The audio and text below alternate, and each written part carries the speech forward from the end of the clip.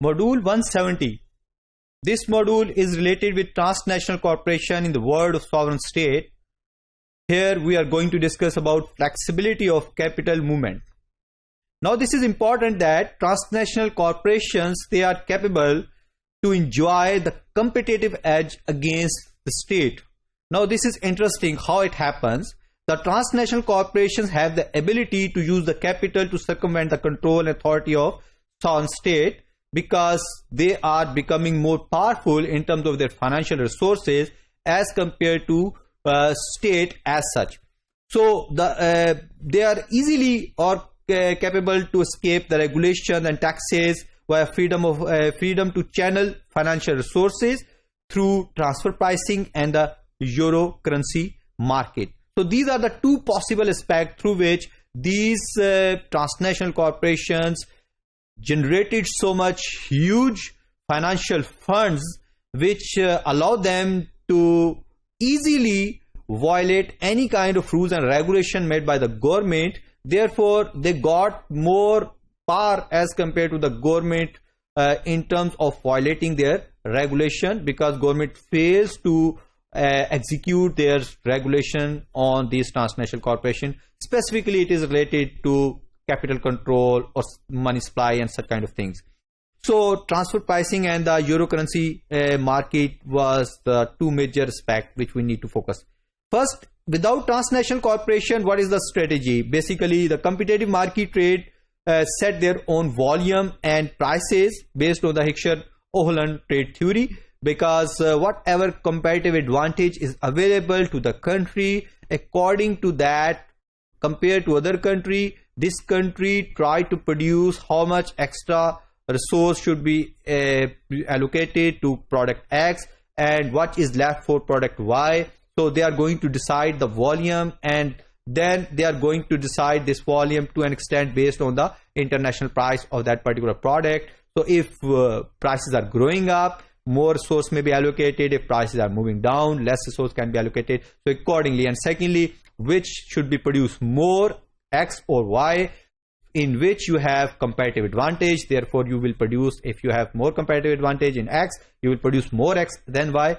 Or if you have more competitive advantage in Y, then you will produce more Y than X. So in this way, definitely decision can be made. But with transnational corporation, situation is a bit different, because intra-corporation transaction is going to happen and the volume of output is the function of comparative cost.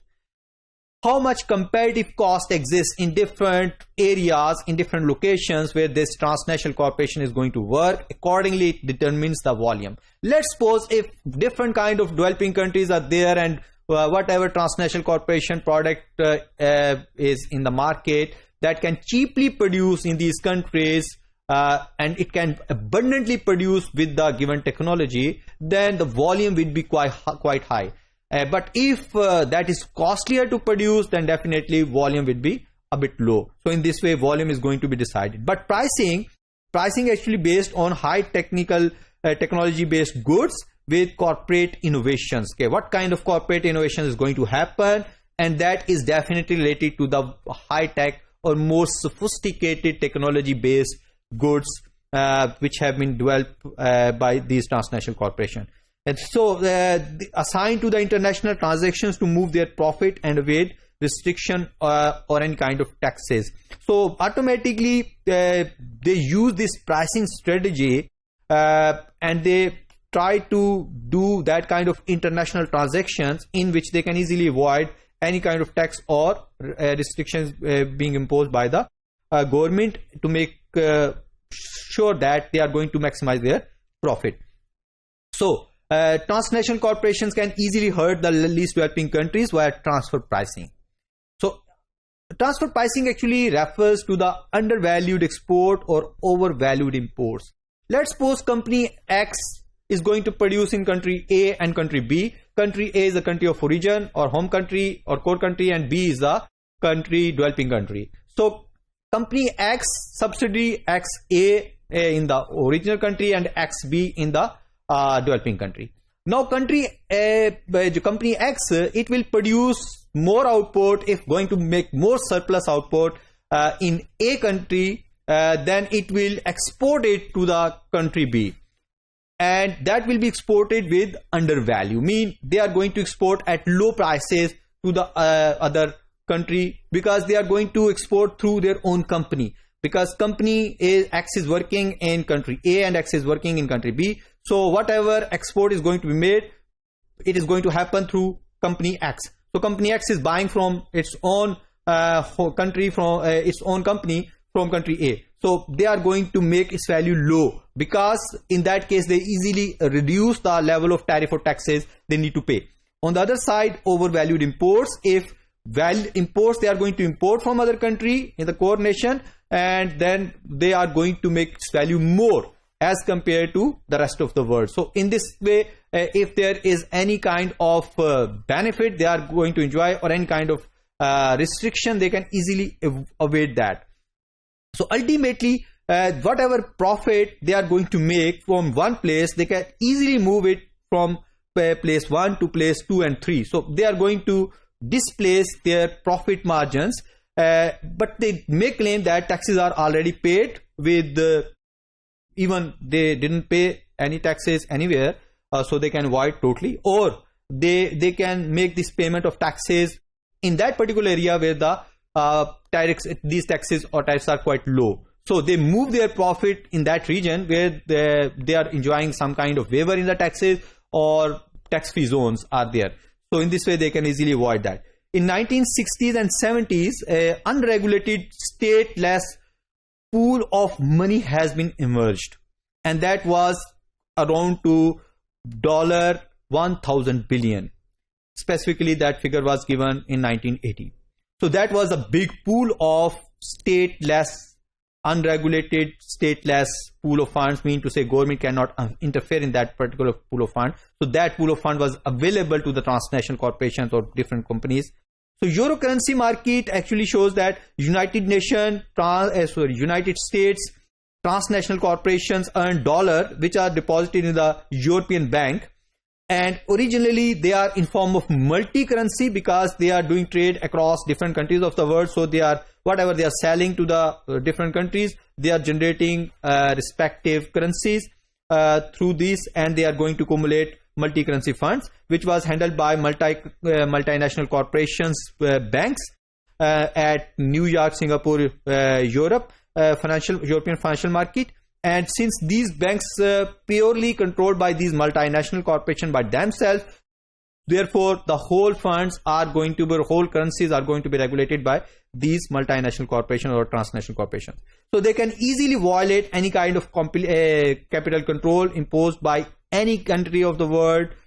So let's suppose company is working in that country where capital control exists. They can borrow easily from their own company which is working in some other country of the world, and through that they can generate more funds, or they can move out the funds, through which they can easily violate any kind of control over the capital.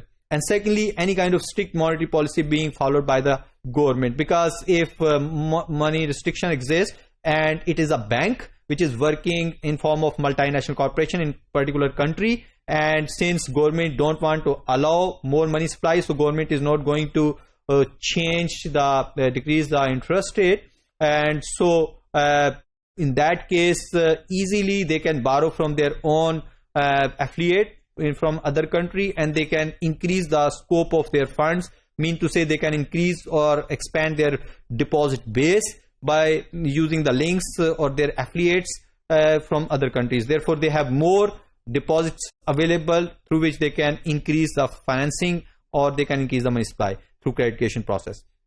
So ultimately it has been accumulated by OPEC, and that was primarily accumulated, that kind of funds by the OPEC nations, the oil producing exporting countries, cause LDCs move towards debt crisis. So ultimately it leads towards the debt crisis, because what has happened, usually why debt crisis appeared to the LDCs or developing countries, their currency value is going to be lost. Let's suppose their currency is going to depreciate, and that happens due to the trade balance which is going to be deteriorated. So government, let's suppose, control this through capital control, so that more of the foreign currencies cannot be moved out of the country, and so their local currency value remain intact.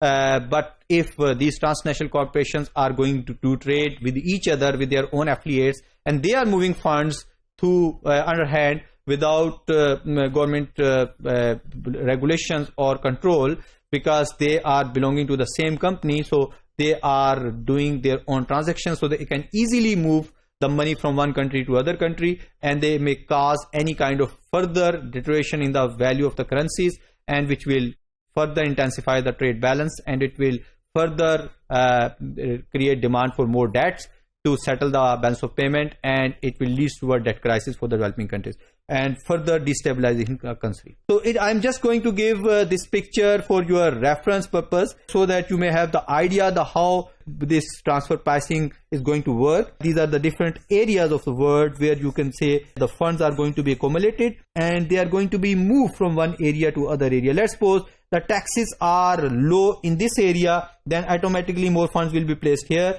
just to avoid more taxes. But if, let's suppose, here the taxes are very much high, then the whole fund is going to be distributed across different points of the world, because here the company is working, here the company X is working, here the company X is working. So this company X is sending some money here, some profit here, showing some profit here. So actually this huge profit which is generated in this area, it is going to be shown that some of the profit is generated here, some of the profit is generated here, some of the profit is generated here. Therefore, easily the level of taxes are quite low, because the funds is not accumulated in form, and this whole tax can be avoided through this process. So automatically this kind of transfer pricing allows transnational corporations or the banks or the big companies to easily violate any kind of taxes or tariff or any kind of regulation made by the government and enjoy high level of profits.